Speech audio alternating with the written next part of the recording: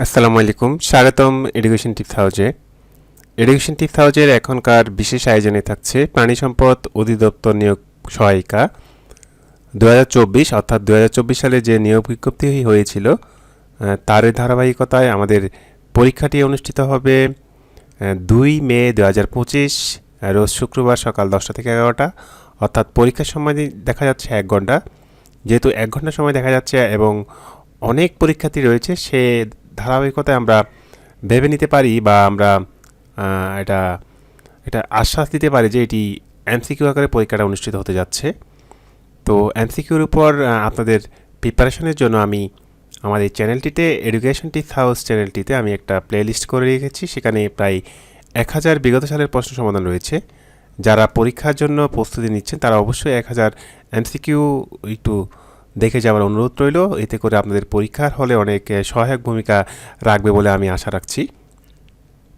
তার ধারাবাহিকতায় আমি আজকের পর্ব 9টি আমি আপনাদের জন্য উপস্থাপন করতে যাচ্ছি। আপনারা শুরু থেকে ভিডিওগুলো দেখবেন না টেনে, অবশ্যই আপনাদের পরীক্ষার হলে অনেক গুরুত্বপূর্ণ ভূমিকা রাখবে। চলুন আমরা কথা না বাড়িয়ে আমাদের আজকের প্রাণী সম্পদ অধিদপ্তর নিয়োগ সহায়িকা 2024 বিগত সালে 1000 বাংলা ও সাধারণ জ্ঞানের প্রশ্নের সমাধান আমরা সলভ করে আসি। প্রথম প্রশ্নে রয়েছে প্রত্যুষ শব্দের সন্ধি বিচ্ছেদ করুন। প্রত্যুষ শব্দের সন্ধি বিচ্ছেদ হচ্ছে প্রতিযুগ উষ, প্রত্যুষ। 2 নম্বর প্রশ্নে রয়েছে নন্দিত এর বিপরীতার্থক শব্দ কোনটি? নন্দিত এর বিপরীতার্থক শব্দ হচ্ছে নিন্দিত।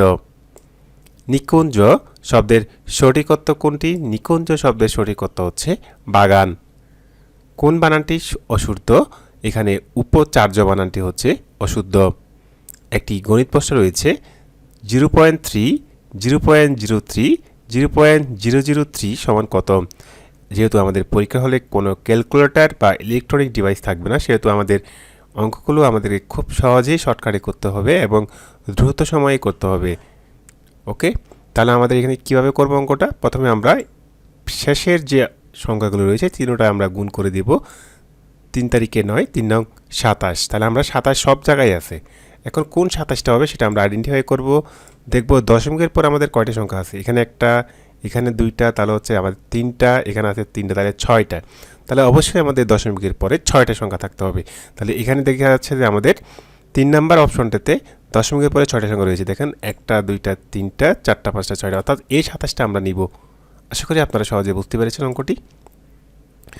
আপনাদের যদি অঙ্কে কোনো ধরনের সমস্যা থাকে তাহলে অবশ্যই আমাদের আলাদা ভিডিও রয়েছে, আপনারা সেই ভিডিও ক্লাসগুলো একটু দেখে নেওয়ার চেষ্টা করবেন। 6 নম্বর প্রশ্ন রয়েছে বাদুর অন্ধকার চলাফেরা করার সময় কিভাবে দিক নির্ণয় করে? বাদুর অন্ধকারে চলাফেরা করার সময় আল্ট্রাসনিক শব্দের মাধ্যমে চলাফেরা করে থাকে আর কি। আল্ট্রাসনিক শব্দের মাধ্যমে সে চলাফেরা করে থাকে। নিম্নোক্তগণের মধ্যে কে বিশিষ্ট নন?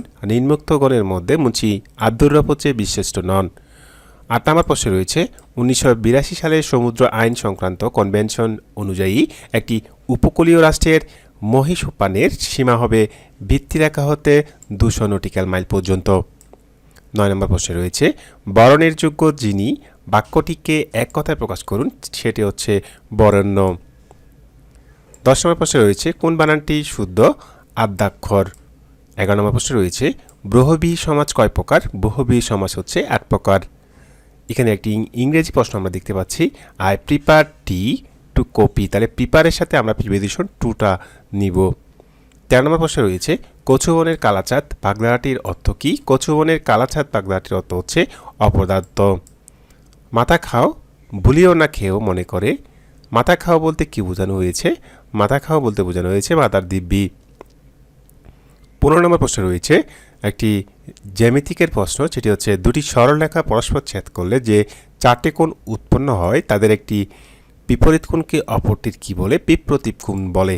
হচ্ছে আমরা আপনাদেরকে যদি দেখাই থাকি একটি আরেকটি বিপ্রতীপ কোণ বলছে, এটা হচ্ছে একটি বিপ্রতীপ কোণ। 16 নম্বর প্রশ্ন রয়েছে দেশের জন্য সেবা করো। দেশের কোন কারকে কোন বিভক্তি? দেশের জন্য সেবা করো, অর্থাৎ নিঃস্বার্থে আমরা সেবা করব, যেখানে কোনো স্বার্থ জড়িত থাকবে না, সেটি আমরা সম্প্রদানে করব।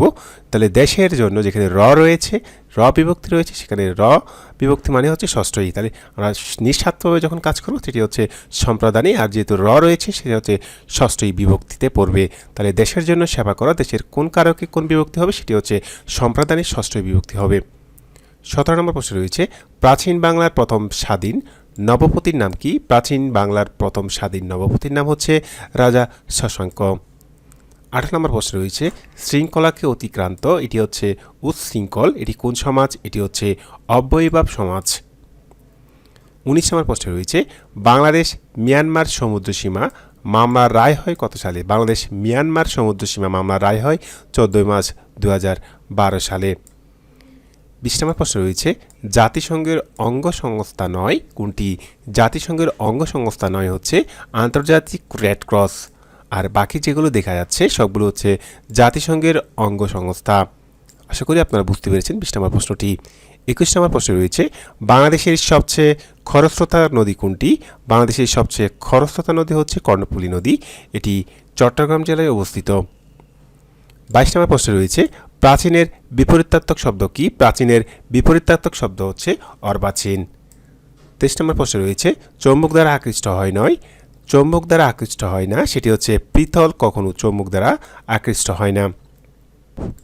আমাদের 24 নম্বর প্রশ্ন রয়েছে, কোনটি সবচেয়ে বড় ডাটার একক? সেটি হচ্ছে টেরাবাইট। টেরাবাইট হচ্ছে সবচেয়ে বড় ডাটার একক, অর্থাৎ এখানে অনেক বেশি ডাটা বাইট আপনারা সংরক্ষণ করতে পারবেন।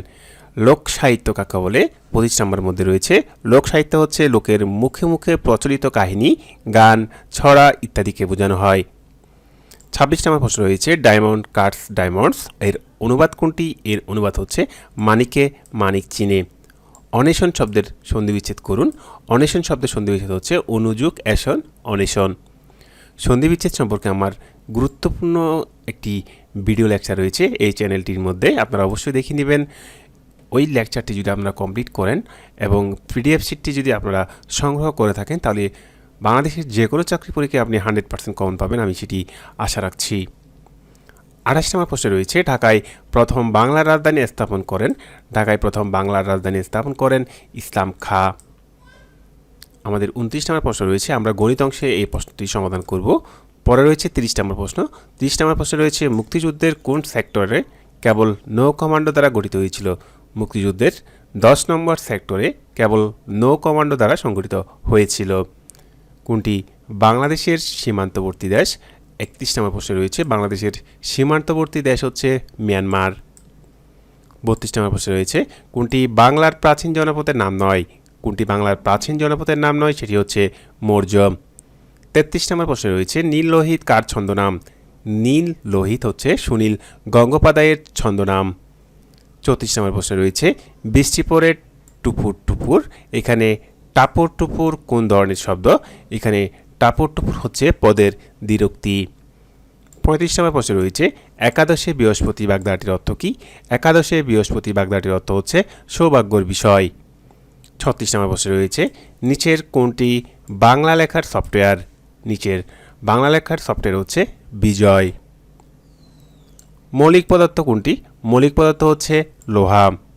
অ্যাডাল্ট সেল ক্লোন করে যে ভেড়ার জন্ম হয়েছে তার নাম দেওয়া হয়েছে ডলি। খুবই গুরুত্বপূর্ণ একটি প্রশ্ন প্রাণী সম্পদ অধিদপ্তরের জন্য, খুবই গুরুত্বপূর্ণ একটি প্রশ্ন, সেটি হচ্ছে অ্যাডাল্ট সেল ক্লোন করে যে ভেড়ার জন্ম দেওয়া হয়েছে তার নাম হচ্ছে ডলি। বাংলাদেশের প্রথম এভারেস্ট জয় মহিলা পর্বতারোহীকে? বাংলাদেশের প্রথম এভারেস্ট জয় মহিলা পর্বতারোহী হচ্ছে নিশাত মজুমদার। কথায় বর্ণনা করা যায় না এ বাক্যর সংক্ষিপ্ত রূপ কি? কথায় বর্ণনা করা যায় না এ বাক্যর সংক্ষিপ্ত রূপ হচ্ছে অবর্ণনীয়। কোনটি জহির রায়হান রচিত উপন্যাস নয়? কোনটি জহির রায়হান রচিত উপন্যাস নয়? সেটি হচ্ছে নিষ্কৃতি।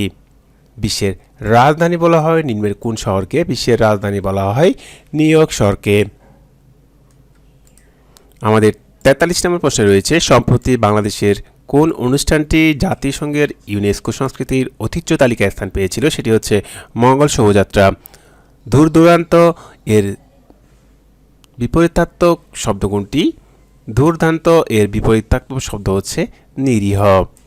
45 নম্বর প্রশ্নে রয়েছে নিম্নের নামগুলির মধ্যে মুক্তিযুদ্ধে বীর প্রতীক খেতাবপ্রাপ্ত নারী মুক্তিযোদ্ধাকে, সেটি হচ্ছে সেতারা বেগম। দক্ষিণ তালপট্টি দ্বীপের অপর নাম হচ্ছে পূর্বাশা দ্বীপ। 47 নম্বর প্রশ্নে রয়েছে তেঁতুলিয়া কোন জেলায় অবস্থিত? তেঁতুলিয়া হচ্ছে পঞ্চগড় জেলায় অবস্থিত। ব্রহ্মপুত্র কোথায় বাংলাদেশে প্রবেশ করেছে? ব্রহ্মপুত্র বাংলাদেশে প্রবেশ করেছে কুড়িগ্রাম দিয়ে। বাংলাদেশের গভীরতম নদী কোনটি? 49 প্রশ্নের মধ্যে রয়েছে বাংলাদেশের গভীরতম নদী হচ্ছে মেঘনা নদী। 50 নম্বর প্রশ্নে দেখা যাচ্ছে মহামুনি বিহার কোথায় অবস্থিত? চট্টগ্রামের রাউজানে মহামুনি বিহার অবস্থিত। আমাদের পরবর্তী প্রশ্ন রয়েছে বিবি পরী কে ছিলেন? বিবি পরী ছিলেন হচ্ছে শায়েস্তা খানের কন্যা। 52 নম্বর প্রশ্ন রয়েছে কোন মোগল সুবেদার পর্তুগিজে চট্টগ্রাম থেকে বিতাড়িত করেছিলেন? সেটি হচ্ছে মুর্শিদ কুলি খান অথবা মীর জুমলা, দুটো থেকে একটা হতে পারে, এটা আমাদের কনফিউশনের মধ্যে রয়েছে। 53 নম্বর প্রশ্ন রয়েছে জাতিসংঘ দিবস কবে হয়ে থাকে? জাতিসংঘ দিবস হচ্ছে 24 অক্টোবর।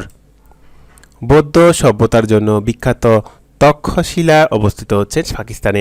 বৌদ্ধবিহারের সভ্যতার জন্য বিখ্যাত তক্ষশিলা হচ্ছে অবস্থিত পাকিস্তানে। কোনটি ছোঁয়াচে রোগ? সেটি হচ্ছে পাঁচরা। রক্তে হিমোগ্লোবিন থাকে লোহিত রক্তকণিকায়। রক্তে হিমোগ্লোবিন থাকে লোহিত রক্তকণিকায়। 57 নম্বর প্রশ্ন রয়েছে উদ্ভিদ কোষ থেকে বাষ্পকারে পানি বের হয়ে যাওয়ার প্রণালীকে কি বলে? প্রসেদন বলে।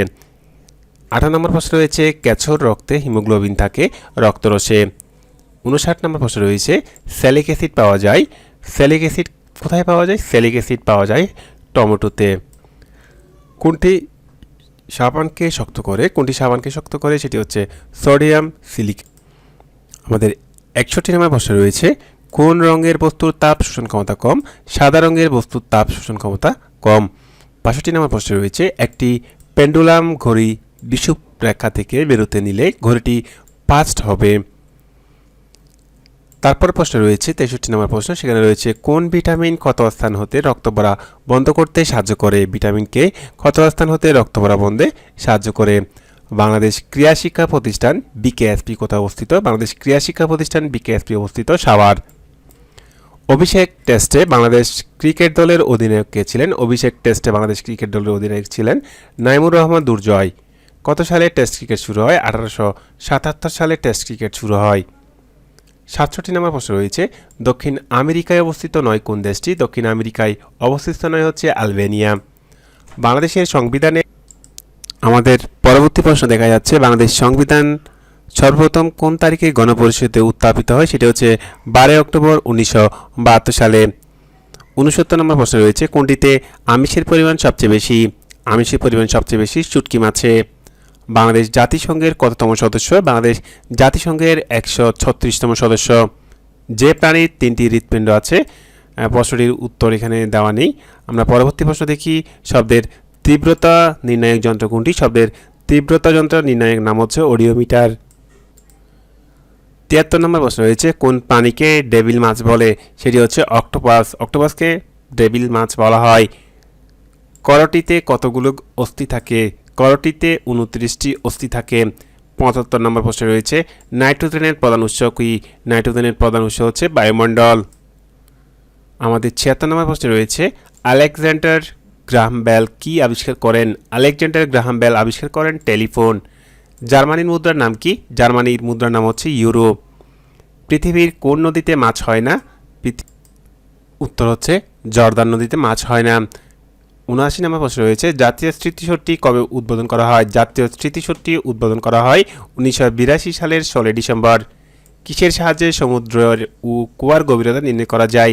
সেটি হচ্ছে প্রতিধ্বনির সাহায্যে সমুদ্রের গভীরতা ও কুয়ার গভীরতা নির্ণয় করা যায়।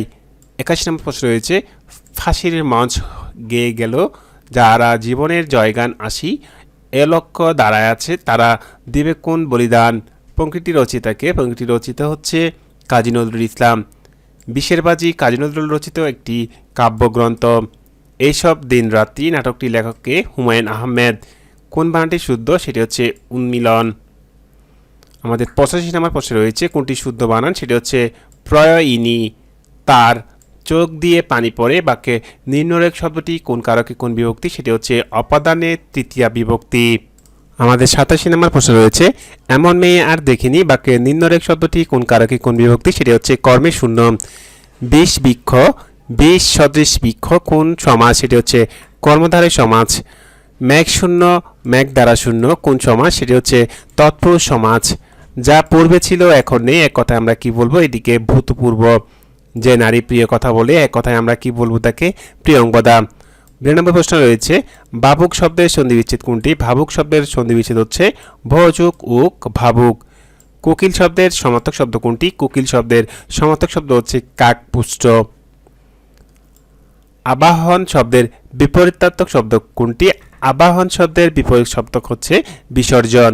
সুসময়ের বন্ধু কোন বাগধারা দিয়ে বোঝানো হয়েছে? সুসময়ের বন্ধু সেটি হচ্ছে সুখের পায়রা বাগধারা দিয়ে বোঝানো হয়েছে।